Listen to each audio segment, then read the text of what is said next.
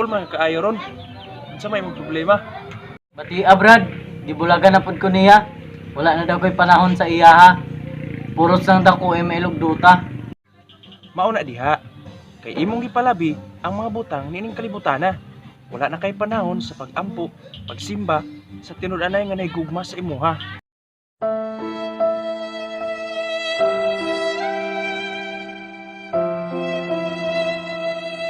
Ingon ani gid siguro ning maot ha.